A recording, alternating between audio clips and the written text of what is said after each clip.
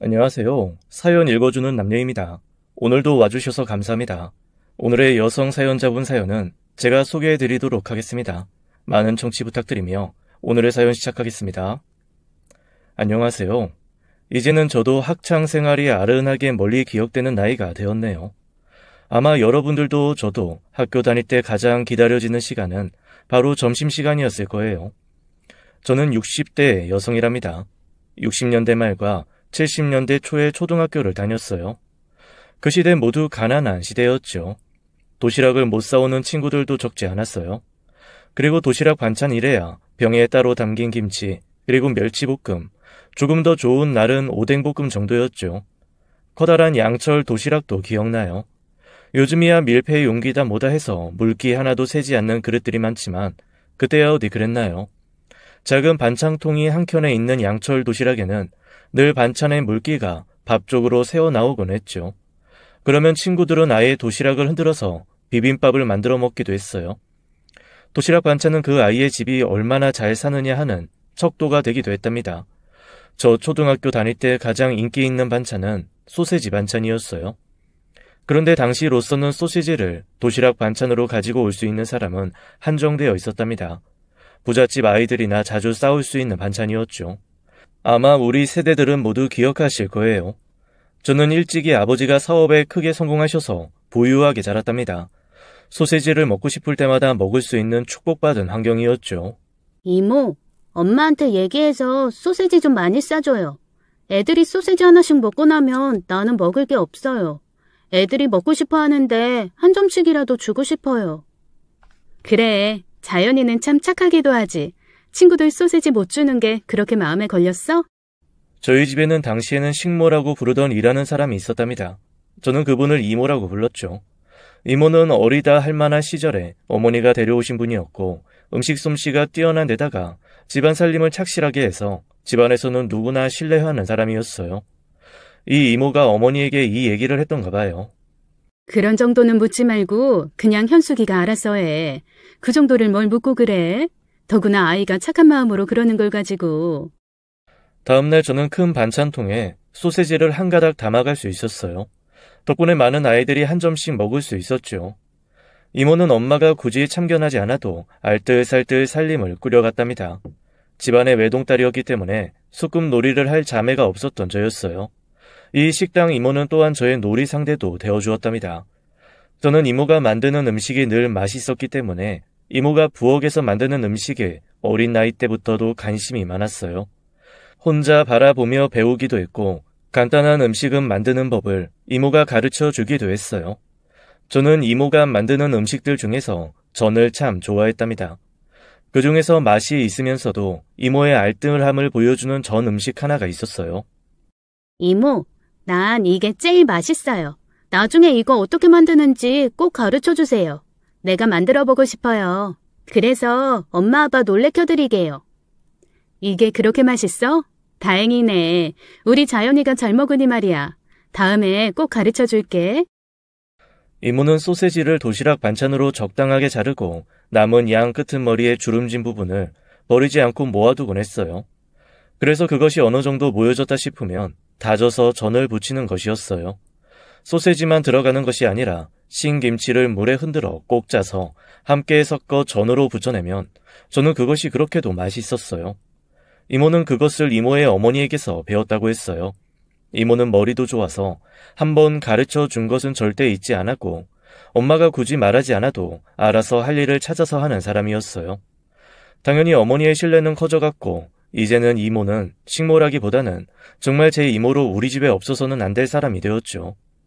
그렇게 솜씨 좋은 이모가 만드는 음식 중에 소세지 김치전, 그걸 도시락 반찬으로 가져가도 반에서는 인기가 좋았어요. 그래서 그것도 이모에게 부탁해 많이 싸가지고 가기도 했죠. 우리 반에서는 그 반찬을 자연인의 집 소세지 전이라고 불렀어요. 자매가 있으면 자연스럽게 하면서 잘하는 소꿉놀이를 혼자 해야 했던 저, 이모와 요리 놀이를 하며 놀았죠. 그때 바로 그 소세지 전을 배우게 되었어요. 고사리 손으로 소세지를 잘게 다지고 김치도 잘게 다져서 이모가 가르쳐준 대로 양념을 한 밀가루 반죽을 입혀 부쳐보았죠. 이모가 하는 것과 비슷한 맛이 나게 되었을 때 저는 정말 기뻤어요. 이모는 그것을 상에 올리면서 제가 직접 만든 것이라고 설명했고 부모님은 칭찬을 아끼지 않으셨죠.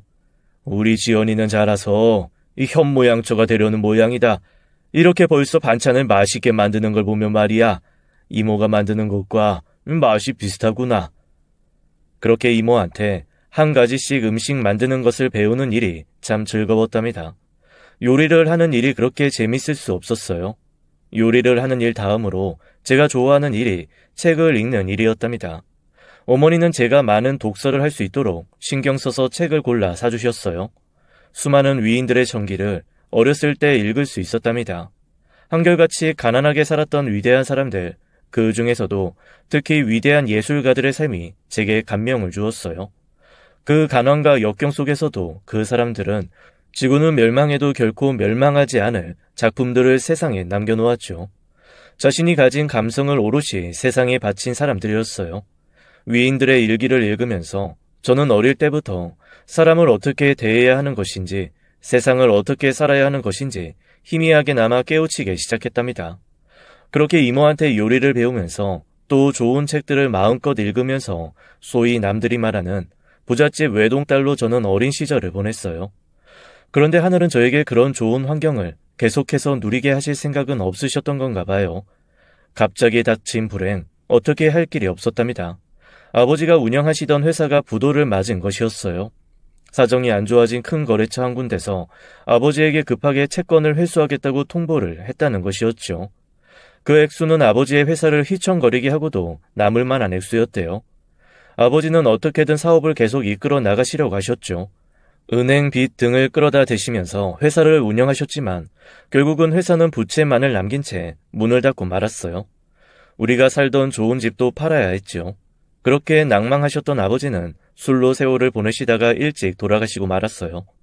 아버지까지 그렇게 돌아가시고 나자 어머니는 어느 날부터 이상한 증세를 보이기 시작하셨죠. 자연아, 이모야, 뭐하니? 얼른 저녁 준비하지 않고 아버지 퇴근하실 시간이다. 엄마, 아빠 돌아가셨잖아요. 그리고 이모도 어쩔 수 없이 내보냈잖아요. 엄마, 제발 정신 좀 차려보세요. 얘는? 멀쩡한 네 아빠가 왜 죽어? 그리고 오늘 손님 많이 오실 테니까 이모야, 준비 좀 빨리 해야겠다. 저는 엄마를 붙잡고 그냥 펑펑 울 수밖에 없었어요. 식모 이모는 우리 집을 떠나서 기숙사가 있는 공장에 취직했답니다. 이모는 우리 집에서 받은 월급을 저축해서 시집갈 미천을 마련하고 있었죠. 이모는 처음에 그 돈을 선뜻 우리 엄마 앞에 내밀었어요. 그때까지만 해도 정신이 온전하시던 엄마는 완강하게 그걸 받지 않으셨죠. 엄마가 하도 고집을 부리셔서 이모는 그걸 도로 거두고 말았지만 그 돈을 헐어서 그리고 공장에서 받는 적은 돈을 떼어내서 우리 집을 조금이나마 도와주었어요. 식모 이모는 그렇게 어릴 때부터 자신을 돌봐준 우리 집에 대한 은혜를 잊지 않고 있었답니다. 그러다가 엄마는 이제 돌이킬 수 없는 정신분열 상태인 조현증까지 보이고 계셨어요. 병원에 입원하실 수밖에 없었죠. 병원에서 외로운 삶을 독한 약에 기대어 살 수밖에 없었던 우리 어머니. 어머니 역시도 아버지를 따라 세상을 버리셨어요. 세상에 혼자 남은 저는 친척 집을 떠돌며 지내는 신세가 되었죠. 자연아, 이모가 조금씩이라도 돌봐줄게.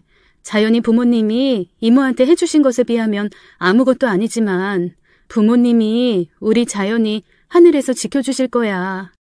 식모 이모는 공장 생활을 몇 년 하다가 그곳에서 만난 남자와 결혼을 하게 되었어요.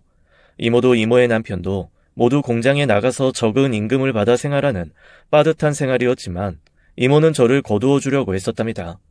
아직 신혼인 이모의 단칸방에 잠시 같이 살기도 했었어요. 어린 나이였지만 저는 이모에게 더 이상 신세를 질 수 없다고 생각했죠. 저 역시 기숙사가 있는 공장을 몇 군데 떠돌다가 한 공장에서 저를 좋게 보신 그 공장 사장님의 부인이 저를 집으로 데려가셨죠. 우리 엄마가 식모 이모를 데리고 오던 때처럼요. 인상이 귀한 상이야. 그래서 마음에 들었어요. 우리 집에서 일을 가르쳐서 데리고 있고 싶네요. 미스 저는 우리 공장에서도 일 잘하고 꼼꼼하기로 소문난 모범사원이야. 나도 당신 의견에 찬성이야. 집에서 데리고 쓰자고. 저는 그렇게 해서 식모를 부리고 살던 처지에서 식모살이를 하는 처지가 되었답니다. 사모님은 저를 아주 마음에 들어 하셨어요. 공장에 다니는 사람인데 많이 배운 사람처럼 교양이 보인다면서요. 어릴 때 부잣집에서 자랐다는 이야기를 굳이 해드리진 않았어요. 그리고 무엇보다도 제 음식 솜씨를 참 좋아하셨어요. 음식은 먹어본 것이 곧 솜씨라는 말이 있죠. 이모가 만들어주는 맛있는 음식을 먹고 자란 저는 이미 만들 수 있는 음식도 많았고 한번 먹어보면 곧 만들 수 있는 솜씨가 있었답니다. 우리 집에서 식모 이모를 마음에 들어하며 데리고 계셨던 것처럼 사장님은 저를 마음에 들어하며 오래 데리고 계셨어요. 여기저기 떠돌아다니지 않아도 되는 생활이라 저로 만족했죠. 그 사이에도 엄마 같고 언니 같았던 식모 이모와는 계속 연락을 하면서 지냈어요. 어렸을 때 전혀 상상해보지 않았던 삶의 세계가 제 앞에 펼쳐져 있었고 저는 그것을 받아들일 수밖에 없었죠. 그러나 무심한 세월은 어쨌든 흐르더군요. 이모에게도 아이가 생겼고 저도 집에 놀러왔던 사모님의 친구 한 분이 저를 보시고는 적당한 혼처가 있다며 저를 소개해 주신 남자와 결혼을 하게 되었죠. 당시에 많은 사람들이 공장에서 일을 했어요. 저희 아버지 공장에도 많은 직원이 일하고 있었고요. 그때 공장 다니던 사람들, 특히 여공이라고 불렸던 우리의 딸, 언니, 누이 동생들은 이 나라 산업화의 주역이라고 할 수 있을 거예요. 제가 결혼할 남자도 어느 공장에 다니고 있는 사람이었어요. 빠듯한 결혼 살림이 시작되었죠. 입주해서 살 살림을 해주는 식모들보다는 매일매일 출퇴근을 하는 파출부가 새로 유행하게 되자 저는 파출부로 일을 했답니다. 제 솜씨를 가장 잘 발휘할 수 있는 곳이었어요.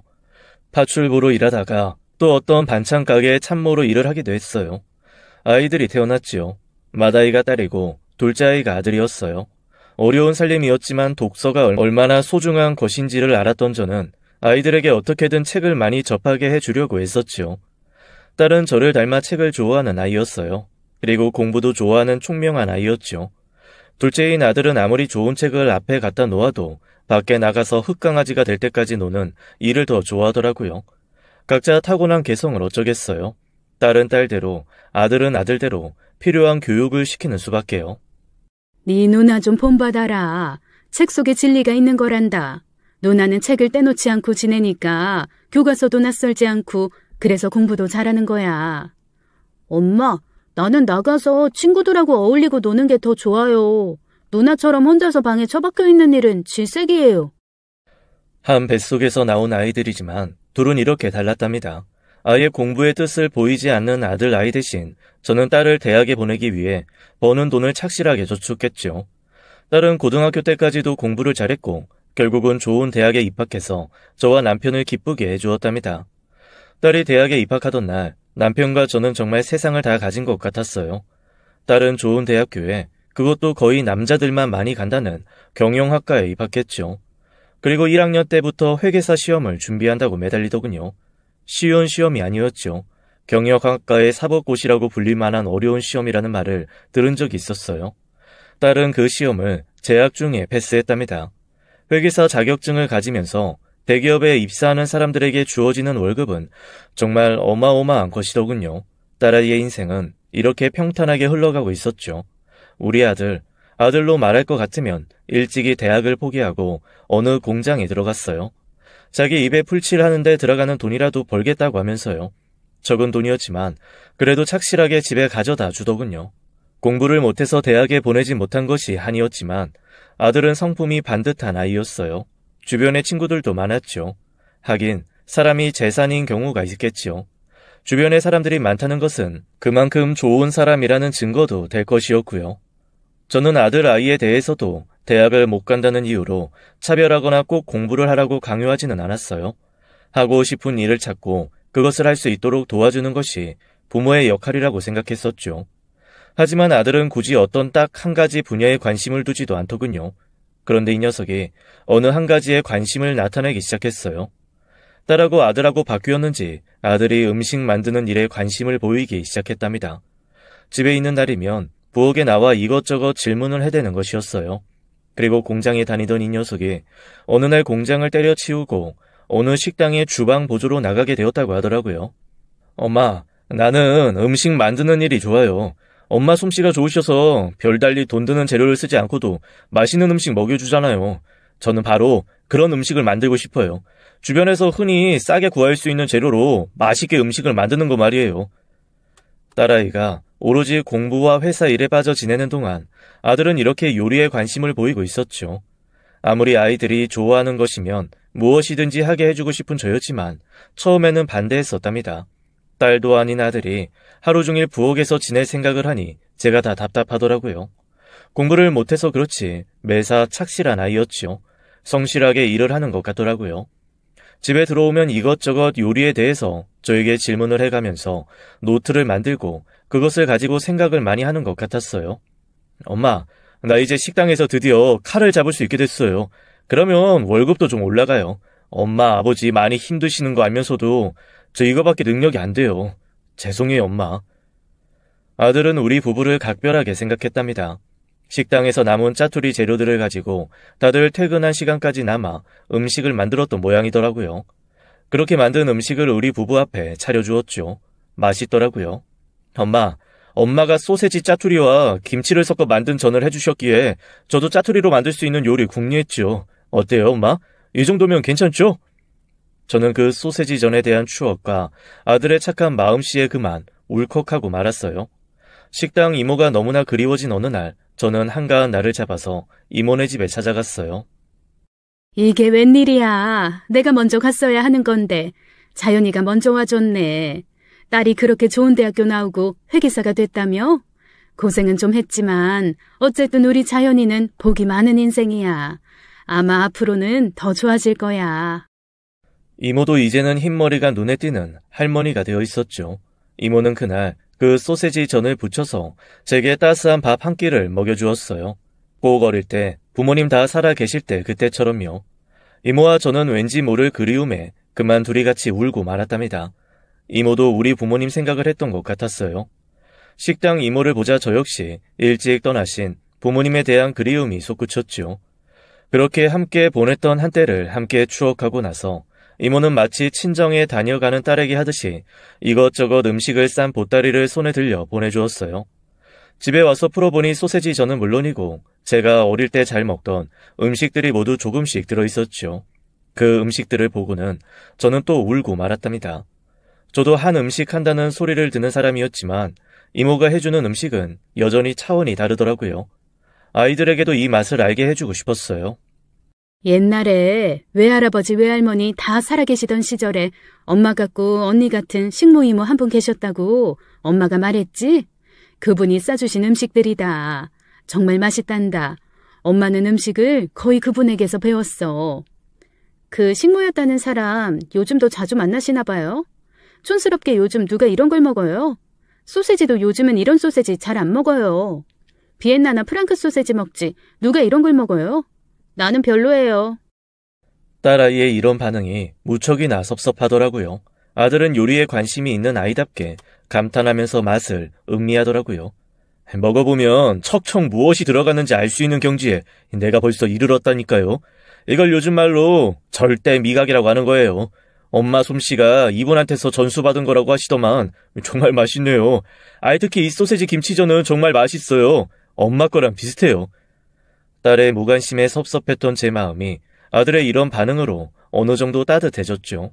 그렇게 두 아이가 전혀 다른 길을 가는 동안 경사가 하나 생겼어요. 딸의 결혼 이야기가 나온 것이었죠. 같은 회사에 다니는 사람이고 집안도 좋은 사람이라고 했어요. 집으로 데리고 오라고 했지만 딸은 굳이 시내의 어떤 호텔 레스토랑에서 사윗감을 우리에게 인사시키더라고요. 사윗감은 인물도 좋고 좋은 집안에서 자란 사람답게 귀티가 절절 흐르더군요. 우리 딸이 공부밖에 몰라서 살림을 잘할 수 있을지 걱정이 안 되는 것은 아니에요.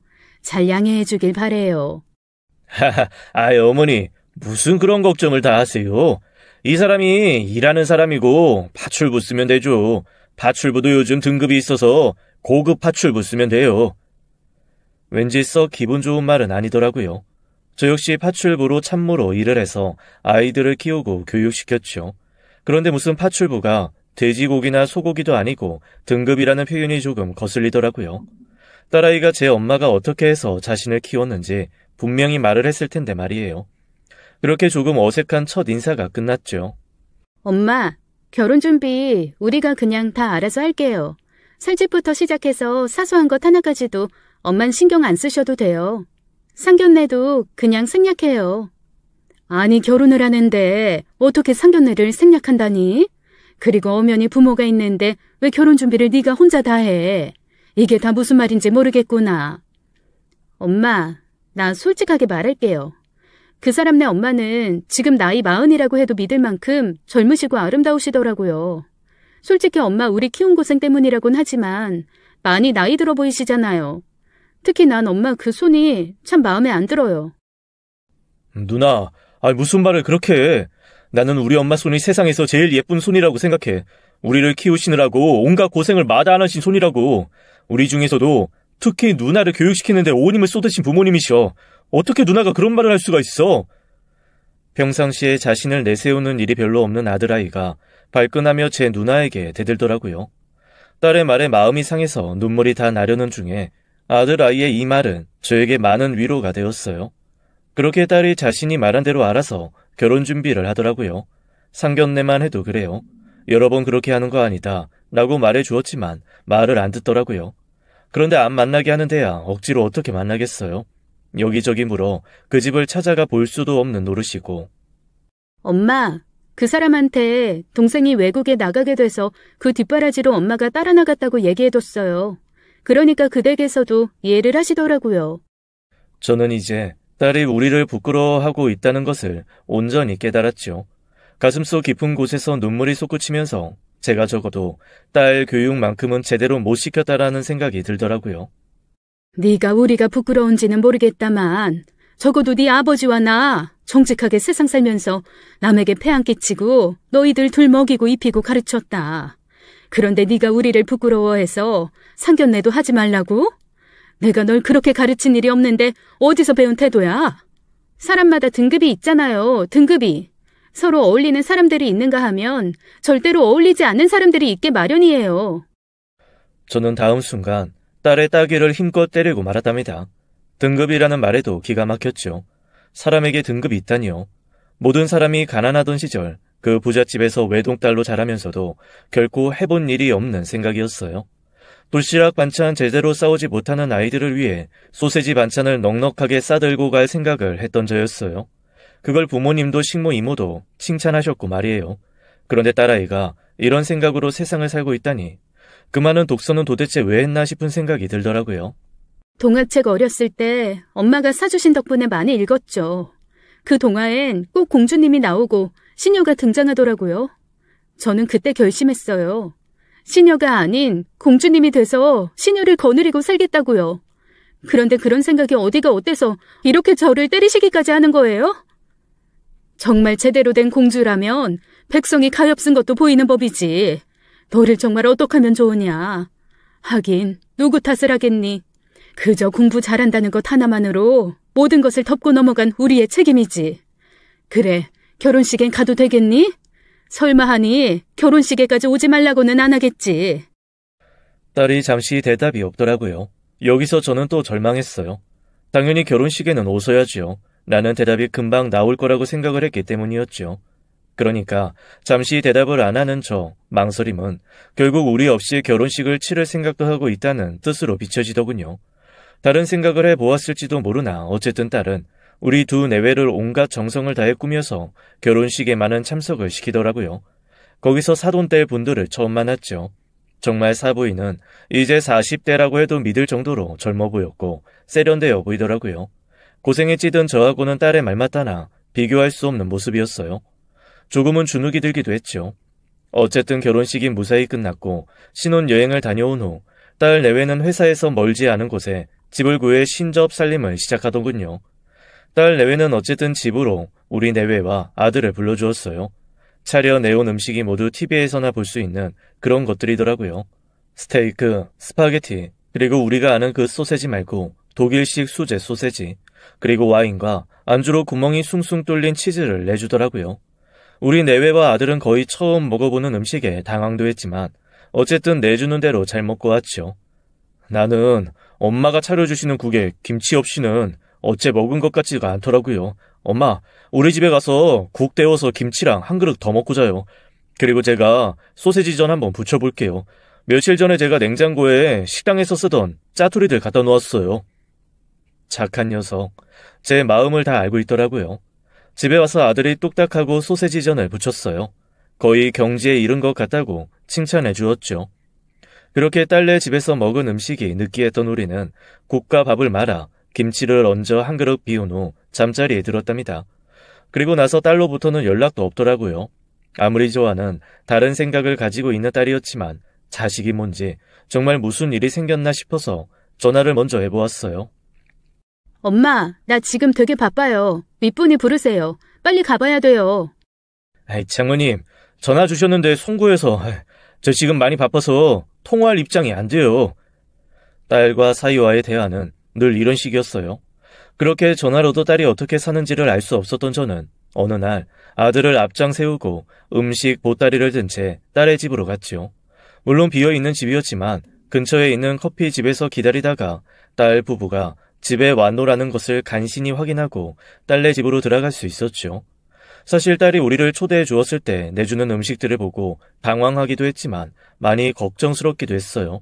이렇게들 매일 먹고 사나 이게 과연 밥이 될까 싶더라고요. 그리고 모두 사온 음식들인 것 같았거든요. 딸이 바빠서 집안 살림에 시간을 쓸 수 없다는 생각에 사위에게도 미안했고요. 그래서도 굳이 기본적으로 필요한 음식이나마 만들었어요.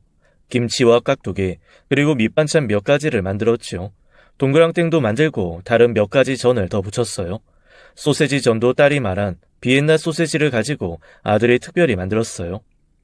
그런데 그건 옛날 소세지로 만들어야 맛이더라고요. 비엔나 소세지는 왠지 비닐까지 같이 씹는 것 같다는 생각이 들었지만 딸이 옛날 소세지는 싫다고 했기에 우리 집 특식이나 마찬가지였던 그 음식을 소세지 종류만 바꿔서 아들이 솜씨를 부려서 만든 것이었죠. 아들이 솜씨가 좋아서인지 소세지 종류가 바뀌었어도 맛은 있었더라고요. 엄마, 이런 음식을 누가 먹는다고 여기까지 들고 오세요. 어쨌든 들고 오셨으니 놓고 가세요. 알아서 먹을게요. 별로 달가워하지 않는 딸. 그래도 정성스레 만든 음식을 건네며 도어락 번호를 알려달라고 했죠. 그래야 엄마가 왔다 갔다 하면서 집안 청소도 좀 해주고 음식이라도 만들어줄 수 있지 않겠느냐고 하면서 말이에요. 딸과 사이는 한참을 망설이더니 저녁 때는 윗분들이 많이 오시니 찾아오셔서는 안 되고 낮에만 잠시 사람 없을 때 다녀가시라는 거였어요. 도어락 비밀번호를 알고 며칠 있다가 딸네 집에 다시 가보았지요. 냉장고 안을 먼저 살폈어요. 정체 모를 음식들만 잔뜩 들어차 있더군요. 어디를 보아도 제가 해다 준 음식은 보이지 않았어요. 다 먹었겠지 생각했지만 다 먹어버리기에는 좀 짧은 시간이었죠. 더구나 얘기 듣기를 아침엔 출근하기 바빠서 회사 근처에서 브런치라는 것으로 아침을 때운다고 했어요. 점심을 회사 사람들과 같이 그리고 저녁도 대충 늦게까지 일을 해야 해서 회사 근처에서 먹는다고 하더군요. 딸의 말로는 야근도 밥 먹듯 하고 출장도 많다는 것이었죠. 그런데도 어쨌든 음식이 다 없어진 것이 이상하기도 하고 다행스럽기도 했어요. 그런데 조금 있다가 저는 또 딸이 야속해서 눈물을 흘리고 말았답니다. 다용도실 쪽에 놓여있던 음식물 쓰레기 봉투에 제가 해 가지고 간 음식이 고스란히 다 들어가 있었어요. 손도 대지 않은 것 같더라고요. 그 정성스럽게 만들어 가지고 간 음식들을 손도 대지 않고 버린 것이었어요. 딸에 대한 야속함과 섭섭함에 마음이 아렸죠. 집에서 가지고 간 음식, 또 음식물 쓰레기 봉투로 들어갈 것을 이제 알았지만 그래도 그냥 놓고 왔죠. 집에 돌아와서 실컷 울었어요. 아주 옛날 아버지가 돌아가시던 때와 비슷하게 아주 중요한 어떤 것인가가 제 곁에서 떠나버린 그런 심정이었어요. 식모 이모 집으로 갔죠. 가서 이런 하소연 저런 하소연 다 했답니다. 우리 자연이가 얼마나 착한 사람인데 자연이를 닮았을 텐데 딸이 결국 잘못되기야 하겠어? 아무 걱정 말어. 지금은 그렇다고 해도 결국은 엄마 진심 알아줄 날이 있을 거야. 이모는 여전히 친정엄마처럼 저를 다독여 주었어요. 많이 위로가 되었었답니다. 이제는 연로한 이모 걱정도 좀 되더라고요. 우리 집에서 아무리 잘 데리고 있었다고는 하지만 어쨌든 남의 집 살이었죠. 왜 힘든 일이 없었겠어요. 그리고 우리 부모님이 그렇게 되고 난 후부터 이모도 저도 쉽지 않은 삶의 길을 걸어왔어요. 그렇게 쉽지 않았던 세월을 헤쳐나오신 분, 오래라도 사셔야 할 텐데 이모도 이젠 제가 이런 걱정을 한 연세가 되어 있었죠. 그렇게 저는 위로를 받고 집에 돌아왔어요. 딸로부터 아주 한참 동안 연락이 없더라고요. 전화를 해도 받지 않았어요. 해외 로밍 중이라는 말만 되풀이해서 나오면서 전화를 받지 않더라고요. 외국에 나가 있는 것 같은데 어떻게 된 것인지 아들에게 알아보라고 했죠. 엄마, 누나 미국 출장 떠났는데 엄마한테 말 안 한 모양이죠. 누나 회사 사무실 번호 알아내서 전화했더니 일주일은 더 있어야 온다던데요. 적어도 일주일 이상은 한국을 비워야 하는 출장을 떠나면서 부모에게 연락도 안 한 것이었어요. 돌아오면 이것도 좀 따끔하게 야단쳐야겠다고 생각했죠. 그런데 왠지 시댁에는 말했을 것 같다는 생각이 자꾸 드는 것은 왜일까요? 아니겠지, 설마 하는 생각을 정리하려고 했었어요. 이렇게 시간이 흐르던 중 저는 며느리를 보았답니다. 아들이 일하고 있던 식당에서 같이 주방 보조로 일하고 있는 아이라고 했어요. 아들과 똑같이 음식에 대한 관심이 많았고 그쪽 일에 욕심도 있는 것 같았어요. 언젠간 둘이 부부 요리사로 세상에 이름을 날릴 거니까 오래 사시라고 하더군요. 성격도 명랑한 아이더라고요. 그리고 너무나 고맙게도 이 아이들이 우리 부부와 함께 살자는 제안을 해온 것이었어요. 우리 엄마, 아빠, 누나만 믿고 살았는데 요즘 많이 적적하시죠? 누나만한 아들은 못됐지만 저하고 제 처가 이제 엄마 아빠 모실게요. 요즘 세상에 시부모하고 같이 살려는 며느리가 어디 있다니. 네가 강요한 거 아니야? 엄마 아빠는 부담스러워서 싫다. 살림 나렴. 아들은 고집을 부리더라고요. 며느리 될 아이도 찾아와서 그렇게 합의가 된 일이니 따라 주십사고 몇 번을 말하는 것이었어요. 저는 그대로 말을 듣지 않고 아들이 그동안 제게 가져다 주었던 월급을 최소한만 쓰고 모아둔 통장을 내밀었어요. 아들이 그 통장을 보고 눈물을 보이더라고요. 많지도 않았을 텐데 이걸 저축하셨다면 엄마가 얼마나 고생을 하셨다는 거예요. 엄마, 이 사람한테도 저축 얼마 있어요. 우리 이 집 팔아서 큰 집 사서 넉넉하게 살아요. 네? 결국은 우리 부부가 지고 말았죠. 아이 둘을 키우면서 결국 이 아이들이 아픈 손가락이 될 것이라고 생각했었죠. 그런데 어느새 전혀 걱정을 하지 않았던 딸이 제 아픈 손가락이 되고 말았어요. 며느리는 결혼을 하자마자 바로 아이를 가졌어요. 입덧을 하는 며느리를 도와주고 딸처럼 보살펴 줄 수 있는 그 상황이 너무 재미있고 즐겁더라고요. 10달이 지난 며느리는 아들을 꼭 닮은 손주 녀석을 우리에게 안겨주었죠. 내 아빠처럼만 착하게 자라렴 속으로 생각하며 손주 녀석을 조심스럽게 받아 안았어요. 딸아이가 첫 아이인데 아우에게서 먼저 손주를 보았다는 것이 또 좀 마음에 걸렸죠. 그래도 굳이 바쁘다는 아이에게 전화를 걸어서 물어보았어요. 좋은 소식은 없니? 사돈댁에서도 기다리시지 않겠니? 아무리 일이 바쁘다지만 이제 애 가질 생각도 해야지. 너희들 결혼한 지 거의 2년이 되어오는 셈이야. 아우는 벌써 아이를 보았는데 딸이 네가 더 늦는다니 걱정이구나. 엄마, 우리 지금 그런 거 생각할 겨를 없어요. 조금이라도 더 일하고 윗사람들 눈에 띄어서 승진해야 돼요. 아이 키울 경황이 어딨어요. 낳기만 하렴. 키우는 건 내가 키워줄 테니. 키워줄 사람 걱정 때문에 그런다면 말이다. 딸은 아이를 가진 10달은 또 어떡하냐며 자신들이 목표한 일을 이루기 전까지는 아이를 갖지 않기로 사이와 말이 다 되었다고 하더라고요. 야근을 밥 먹듯 하고 출장을 옆집 드나들듯 하는 아이들이 참 걱정되었어요. 그러니 아이가 생길 틈도 없겠다 싶더라고요. 사위에게 전화를 걸어보면 거의 야근이 있다는 것이었어요. 몇 번 4, 5인분 정도 되는 도시락을 싸가지고 사위의 사무실에도 찾아갔었지요. 사위는 사무실에서 멀찍이 떨어진 곳에서 저를 만났고 음식을 가지고 들어갔어요. 엄마, 음식 가지고 이 사람 찾아갔었어요? 엄마, 그거 하시지 마세요. 그래도 야근을 그렇게 하면 집밥이 필요할 텐데 도시락이나 시켜 먹을 것 같아서 그랬다. 왜, 싫다든? 엄마, 우리 저녁이면 회사에서 시켜주는 고급 일식 도시락 먹어요. 그러니까 걱정하지 마시고 제발 음식 가지고 회사에 오지 좀 마세요. 네? 딸이 이렇게 섭섭한 말을 아무렇지도 않게 하고는 전화를 끊어버리더라고요. 그리고 나서 또 한 달 가까이 연락이 없는 딸 부부에게 전화를 걸어보았죠. 딸은 집에 있더라고요. 그런데 사위는 또 야근이라지요.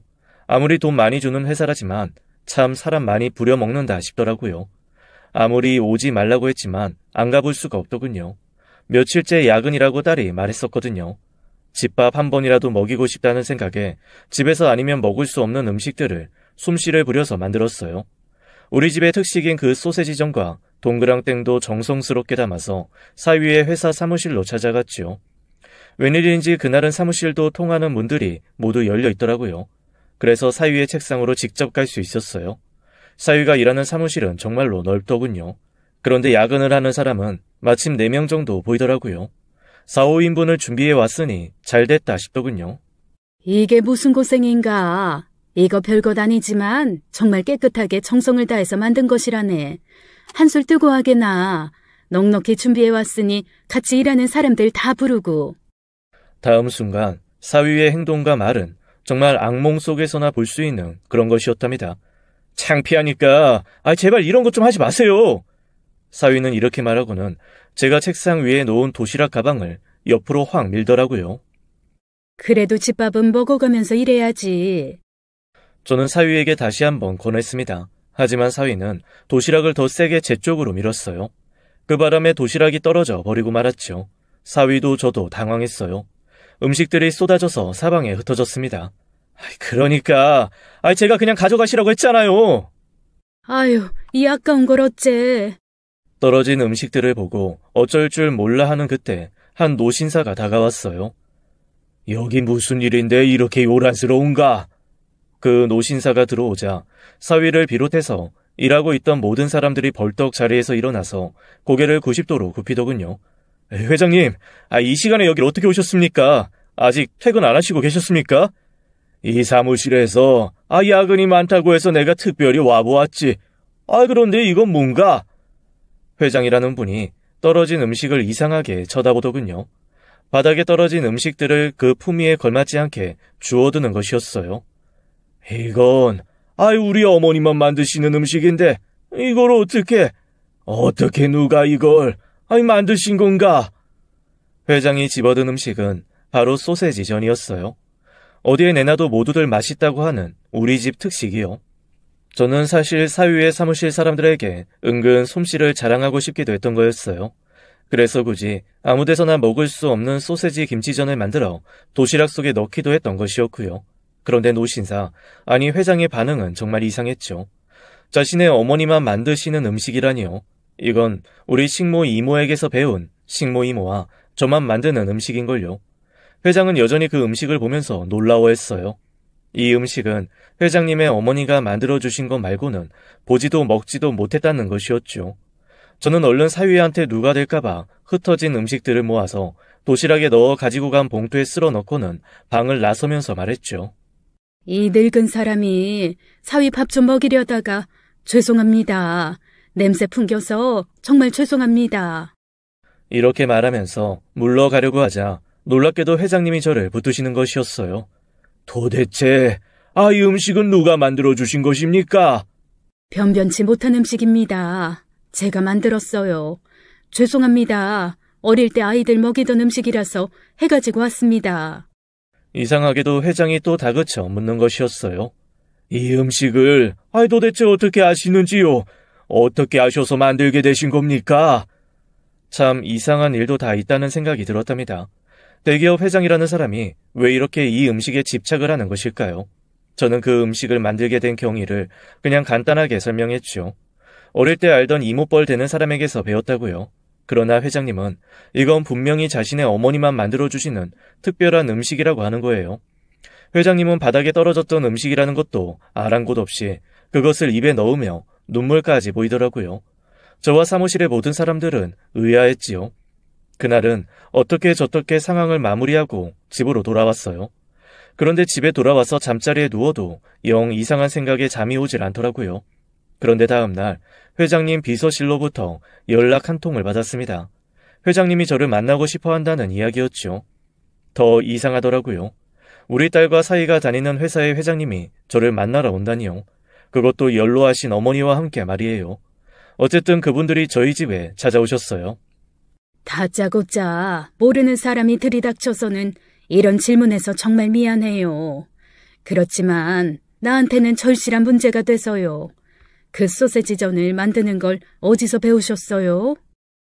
정말 그 노부인은 무엇인가 절실해 보였답니다. 그래서 저는 어렸을 때 이야기를 다 해드렸죠.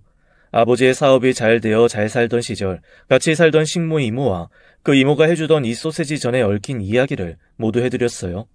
그런데 시간이 지날수록 저는 왠지 그 노부인을 어디선가 본 듯한 느낌을 지울 수가 없었어요. 어디서 봤더라, 마음속으로 생각하면서 이야기를 했죠. 이야기가 끝나자 회장님과 그 어머니는 식모 이모에게로 지금 당장 가자고 저를 재촉하는 것이었어요. 하도 절실하게 재촉하기에 저도 얼른 그분들의 차에 같이 탔고 길을 알려드렸죠. 너 현숙이 맞지? 나 잘 봐라. 나 네 언니야, 언니. 기억 안 나니? 아이고, 이거 사. 언니라고요? 진짜 언니 맞아요? 어디 얼굴 좀 봐요. 우리 언니 맞네. 두 노부인은 서로를 얼싸안고 하염없이 눈물을 흘리는 것이었어요. 이모, 이게 다 어떻게 된 일이에요? 난 하나도 모르겠으니까 이모가 설명 좀 해주세요. 왜, 내가 어머니 얘기 가끔 했었지? 소세지 전 부치는 것도 어머니한테 배웠다고 했고, 전쟁통에 헤어졌다는 얘기도 아마 했을 거야. 저는 이모가 전쟁통에 가족과 헤어졌다는 것과 그 소세지 전 만드는 것을 어머니에게서 배웠다는 것은 알고 있었죠. 그 소세지 전을 그 맛을 내서 만들 수 있는 사람은 세상에 세뿐이었단다. 미군 부대에서 나오는 소세지, 사탕, 초콜릿 같은 것들을 우리 외삼촌이 미군 부대에 구두따기로 드나드셨기 때문에 손에 넣을 수 있었어. 그 귀한 반찬거리를 최대한 양을 늘리기 위해서 우리 어머니가 생각해내신 전이야. 우리 어머니와 우리 두 자매밖에는 이 음식을 만드는 사람을 못 보았지. 회장님의 어머니이신 노부인이 이제 말씀을 시작하셨답니다. 그리고 말씀 전에 제게 고개를 깊이 숙여 인사를 하는 것이었어요. 갈 곳 없이 고생하고 있는 동생을 거두어 주어 정말 감사하다고 하셨죠. 저는 너무나 놀라서 저도 모르게 같이 고개를 숙였어요. 전쟁은 참 많은 사람들을 아프게 했답니다. 우리 가족도 그랬어요. 전쟁통에 먹고 살기도 힘들었고, 그래서 닥치는 대로 입에 풀칠할 수 있는 일들을 했죠. 그런데 먹고 사는 일보다도 수천 배 힘든 일을 겪었다는 말을 하면서 노부인은 눈물을 떨구셨어요. 바로 동생과 전쟁통에 헤어지게 되었다는 것이었죠. 전쟁고아, 그런 사람들을 수용하는 곳에서 이모도 잠시 있었다고 하더군요. 그리고 그렇게 가족과 헤어져 힘든 생활을 하던 중 우리 어머니의 눈에 띈 것이었어요. 나도 녹록지 않은 세상을 살았답니다. 동생과 헤어진 슬픔 속에서도 어쨌든 살아야 했어요. 정말 산에서 초금목피를 캔 적도 있었죠. 그렇게 어쩌다 제 남편 되는 사람을 만나서 결혼하게 됐고 아들을 보았답니다. 아들과 먹고 사는 일 역시 힘든 일이었어요. 회장님이 갑자기 눈물을 보이셨죠. 어머니는 저를 키우시기 위해 이 안 해보신 일이 없었습니다. 제 아버지도 일찍 돌아가셨죠. 그러면서 회장님은 옛날 이야기를 마치 책을 읽듯 들려주는 것이었어요. 엄마, 이 집은 진짜 크고 좋다. 이제 우리 이 집에서 사는 거예요? 그렇단다. 엄마가 이 집에서 일을 하게 됐어. 그치만 우리 집은 아니야. 그러니까 너무 시끄럽게 뛰거나 놀거나 하면 안 돼. 알았지? 엄마, 그게 소세지 맞지?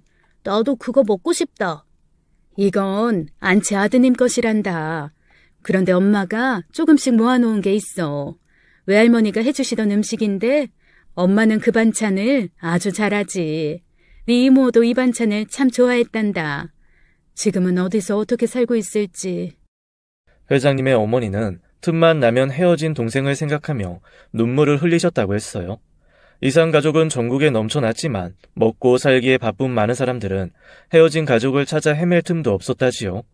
식모 이모를 잃어버린 회장님의 가족도 마찬가지였다는 것이었죠. 전쟁의 포화가 어느 정도 잊혀졌지만 사실 60년대, 70년대에도 가난한 사람들이 더 많았죠. 그 시절에 저는 부모를 잘 만나 호의호식했지만 많은 사람들은 그렇지 못했답니다. 회장님도 마찬가지였다지요. 식모살이로 들어간 엄마, 그 엄마를 따라서 눈치를 보며 같이 살았던 주인집. 그런 기억들이 회장님의 어린 시절의 기억이라고 했어요. 그리고 주인집 아들을 위해서 만들던 소세지 반찬과 고기를 다져 만든 동그랑땡은 회장님도 너무나 먹고 싶었다고 회고하시더라고요. 회장님의 어머니는 소세지 끄트머리에 주름진 부분을 모았다가 그것을 잘게 다지고 김치를 물에 흔들어 꼭 짜서 섞어 부친 전을 회장님에게 만들어 주었다고 했어요. 미군 부대에서 흘러나온 소세지 가지고 회장님의 외할머니가 되시는 이 노부인의 어머니가 양을 늘리기 위해 하셨던 방법을 그대로 배운 것이었죠. 그 음식은 그래서 회장님의 외할머니와 그 따님이신 회장님의 어머니, 그리고 식모, 이모 이렇게 셋밖에 모르는 음식이 되었다고 했어요. 그 음식을 좋아했고 만드는 방법을 아는 두 사람이 각자 사는 곳에서 그 음식을 옛날을 추억하며 만들었던 것이었죠. 현수가, 엄마가 결국 너를 못 보고 돌아가셨단다. 끝까지 네 이름 부르시면서 너를 찾다가 돌아가셨어. 그 어머니에게 잃어버린 자식의 존재가 어떤 것이었겠어요. 그 아픔에 정말로 같은 엄마인 제게 와닿는 것 같았습니다. 귀하신 아가씨, 제 동생을 거둬주신 너무 고마우신 집안의 따님이신데 이렇게 고생하고 사셨다는 걸 진작 알았더라면 정말 미안하고 고맙습니다. 도와드리지 못했습니다. 정말 미안합니다. 저는 식모 이모가 저에게 어떤 존재였는지를 설명해드렸어요. 친정 부모님들도 모두 일찍 돌아가신 마당에 이모는 마치 친정 어머니 같은 분이었으며 세상에 계셔 주신 것 자체가 바로 고마운 일이었다고 말씀드렸죠. 그렇게 눈물의 상봉이 끝나고 얼마 안 되어 식모 이모님은 회장님 댁 바로 옆집으로 이사를 가게 되었다고 했답니다. 이제 두 분 다 연로하신 상황이었어요. 같이 못다한 세월을 메우기 위해서라도 회장님이 바로 옆집에 모셨다지요. 그리고 제게 더 놀라운 소식이 전해졌어요. 회장님 식품 회사를 준비 중이었는데 그곳 메뉴를 개발하는 일에 총괄할 사람으로 저를 지목해 주셨죠. 저는 많이 배우지 못한 사람이라 그 일에 어울리지 않는다고 사양했어요. 형편 때문에 학교를 많이 다니시지 못하셨다는 것을 들었습니다. 그러나 그 부잣집 외동딸로 사실 때 맛있는 반찬을 그부들에게 먹이겠다는 생각을 그 나이에 누가 하겠습니까? 사업도 결국 사람의 문제입니다. 사람을 얼마나 포용하고 사랑할 줄 아느냐가 제일 중요한 문제라고 생각합니다. 어머니도 저를 그렇게 가르치며 키우셨어요. 그리고 제 아들이 요리에 관심이 있어하며 그쪽에 재주를 보인다는 것과 천성이 착한 아이라는 것을 알고 새로 만들어지는 식품 계열사에 특채해 주시기로 약속했죠. 그리고 또 한 가지, 회장님은 모든 사람들이 잊고 있던 중대한 사실에 대한 조사를 시작하셨다는 이야기를 들었어요. 바로 회장님이 사위의 사무실에서 저를 만나고 그 전을 보면서 놀라시던 날의 그 상황에 대해서 말이에요. 음식은 사방에 흩어져 뒹굴고 있었고 누가 보기에도 평범한 상황은 아니었죠. 사무실에 있던 사람들이 회장님에게 그 상황을 설명해드린 모양이었어요. 그리고 제 딸과 사위의 평판도 들으신 것 같았죠. 회장님은 제 부모를 부끄러이 여기는 딸과 사위에 대해 모두 알게 되셨다고 했습니다.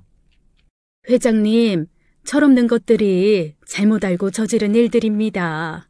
제가 교육을 잘못 시킨 탓이에요. 저를 탓하시고 딸과 사위를 용서해 주세요. 그 어려운 상황에서 자신을 그렇게 훌륭하게 교육시켜준 부모에 대한 고마움을 모르고 부끄러워했다는 사실, 그 자체에 대해서 무조건 덮으실 일은 아닙니다. 그건 그 사람들을 위해서라도 바로 잡아주어야 한다고 생각합니다, 어르신. 그러면서 자신에게 그 사람들을 맡겨달라고 했죠. 아래부터 하나하나 다시 가르치며 쓰겠다고요.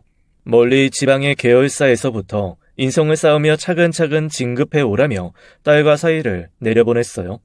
저는 곰곰 생각해보았죠. 제가 딸의 생각을 알고 뺨을 힘껏 때려주던 그 상황이 더욱 생각났죠. 그래요. 회장님의 생각에 저는 동의하지 않을 수 없었답니다. 아직도 정신을 못 차렸는지 딸과 사이는 제게 하루에도 몇 통씩 전화를 걸고 거의 하루에 한 번씩 찾아와서 잘 보이려고 하더군요. 생전 그런 일이 없었는데 귀한 과일이라며 직접 깎아서 입에 넣어주기도 하면서 말이에요. 그리고 동생 하나 있는 건 그야말로 손끝에 박힌 작은 가시로도 취급하지 않았던 동생에 대한 태도도 180도로 달라지더군요. 아이들의 이런 행동을 보면서 저는 아프지만 회장님의 견해를 받아들여야 한다는 생각을 다시 한번 하게 되었답니다. 우리 식모 이모를 보았을 때 천성적으로 그 어머니가 어떤 분인지 잘 알 수 있었죠. 회장님은 바로 그런 반듯한 분에게서 교육받고 자란 분이었죠. 회장님은 다시 한번 우리 딸과 사위를 자신이 맡겠다고 다짐해 주었어요. 딸 부부가 무엇이 올바른 것이며 사람과 사람 간의 관계가 왜 중요한 것인지 알게 하겠다고요. 그리고 그것이 일에 대한 능력에 앞서 갖추어야 할 덕목이라고 가르치면서 다시 시작할 것이라고 하면서요. 저는 엄한 엄마에 속하는가 봐요. 회장님의 이 말이 귀에 쏙쏙 들어오는 거 보면 말이죠. 부모님이 돌아가시고 힘들었던 제 인생, 그러나 결국 부모님과 그리고 언니처럼 이모처럼 함께 있어준 식모 이모 사이에서 배운 대로 세상을 살아간다는 것 하나만큼은 장담할 수 있어요. 그렇게 살아왔던 제 인생에 이제 고생이 거치고 있는 것이었답니다. 우리 딸과 사위가 회장님이 말한 대로 정신을 올바로 해주길 바랄 뿐이에요. 사연 들어주셔서 감사합니다. 지금까지 사연 읽어주는 남녀였습니다. 끝까지 함께 해주신 여러분 감사드리며 저희는 다음 사연으로 돌아올게요. 감사합니다.